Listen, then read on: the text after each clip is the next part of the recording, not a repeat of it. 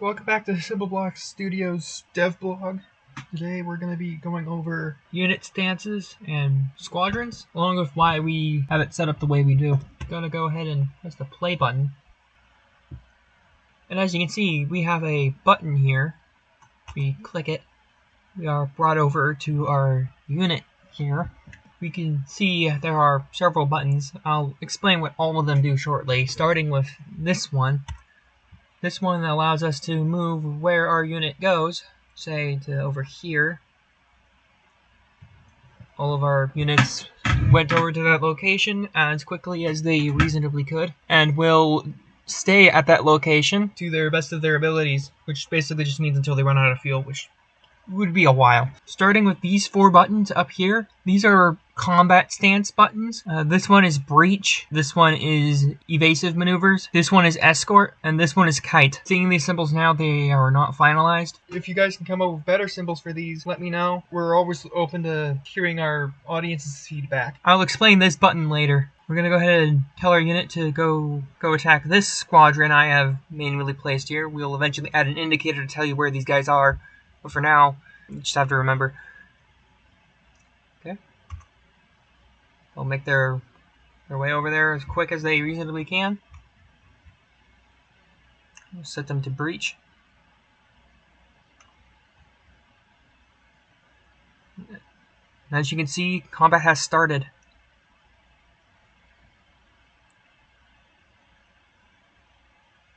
We're going to go ahead and set them to evasive now. And as you can see, they will attempt to have their thrusters always on to cause as many enemy shots to miss as possible. This is very hard on the fuel, but right now that's not our concern.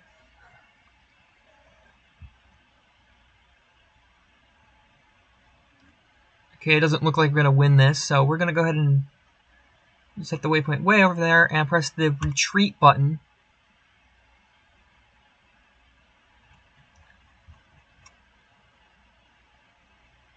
The enemy followed us, but they did go to their waypoint.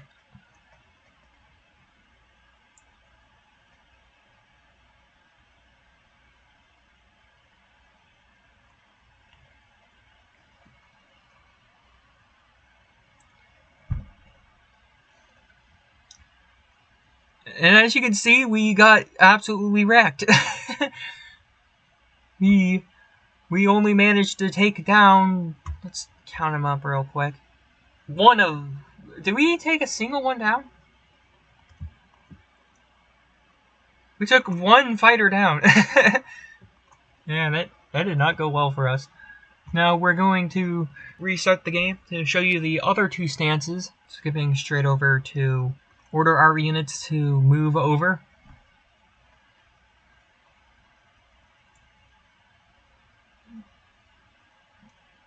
And this time we're going to set them to kite. This is similar to evasive, but instead they're going to try to bring units to the waypoint. This isn't coded in yet, but this waypoint will be able to be attached to other units so that the waypoint can move along with other units and on either side, so the waypoint can be used offensively and defensively.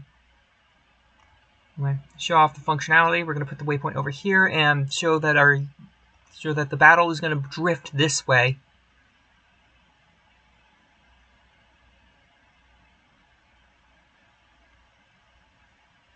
Until we run out of units.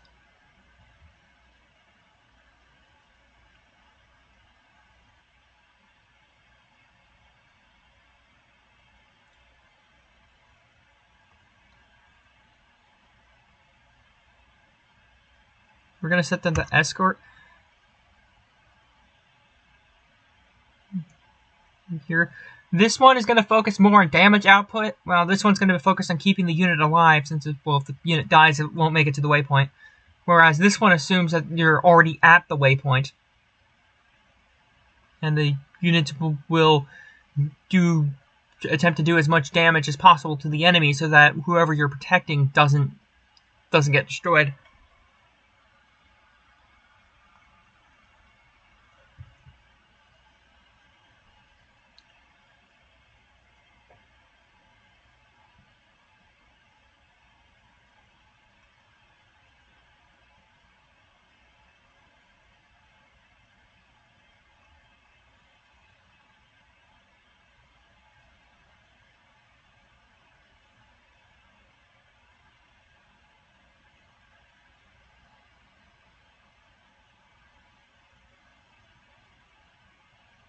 Looks like we won that time. As for why we set it up the way we did, we had two choices regarding how to do stances. Either the stances were going to be general maneuvers that the player can tell their units to do, or be stat changes. And we decided to go with changing how the unit moves in world space to better match with our current design philosophy, which is to keep the world as grounded as possible, at least within its own rules, and stat changes just don't make sense with that. We thought about doing both, but for now it's just going to be changing how the unit behaves in world space. As for the actual squadron system, I have played various MMOs before, and all of them only give you one unit. Could be a person, this is usually a ship of some kind. Regardless, it's only one person. And one of the things I want to do is make an MMO that every ship class is still viable in every stage of the game. This meant giving players multiple ships to work with. This particular game is going to be single player. However, if it goes well, we will make an MMO. Alright, moving to the technical side of things, we're only going to be looking at the new code. If you want the old code explained, watch our previous devblog. Starting at the very top, we have a new variable over here. We have squad, waypoint. We have a squadron manager script. We have a squad variable.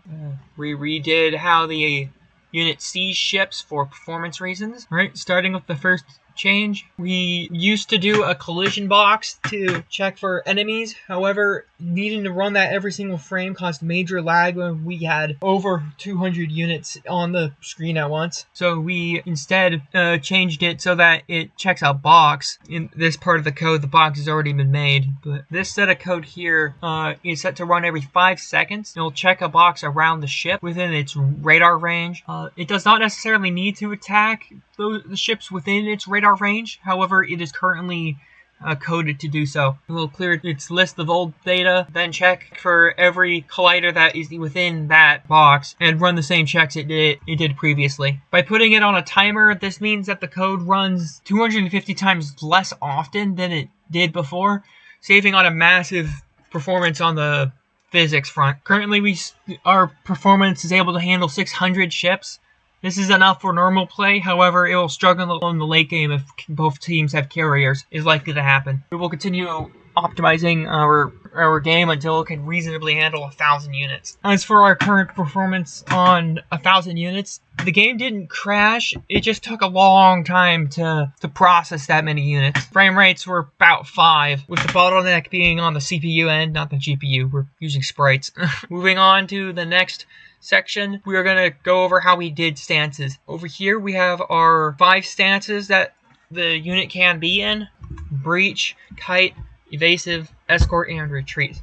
If it's not one of those, it'll send a debug log telling us that the stance is invalid and what stance it is in. Generally, if this fires, it's because the unit has no stance, and likely it was set up wrong. We have various checks around the code for these stances. This one here is for the escort stance, and if the unit's too far away from where it's supposed to be escorting, it will automatically retreat back to its waypoint. Until it is done retreating, it will keep going back. It will not turn around until it's made it back to combat range of its escort. Once it's done retreating, either because you told it to or it's escorting, it will then return to the stance that it's supposed to be in. Over here, I have finally finalized the code regarding this. Since it is using linear space to do its adjustments, I didn't need to do any of the weird angle stuff that I thought I would need to do, which is why this wasn't finalized.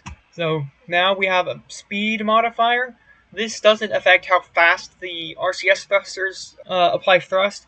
This is how quickly it moves relative to the target. If it hasn't used its RCS thrusters this frame, it's going to set its target speed to the combat speed. I know this variable is used elsewhere, but it's a temporary variable anyway. And it will do a smoothing function for both the X and Y directions. This is so that it doesn't accidentally overshoot the target, since if RCS thrust acceleration is really big, it risks overshooting and resulting in stuttering. This clamps it so that even if the function tells it to use more power than it can, it won't. There is another clamp within these functions for that too, just in case. That clamp's probably unnecessary though. Here it compares where it's going to where it wants to go, and adjusts accordingly. This here is why units don't completely stop.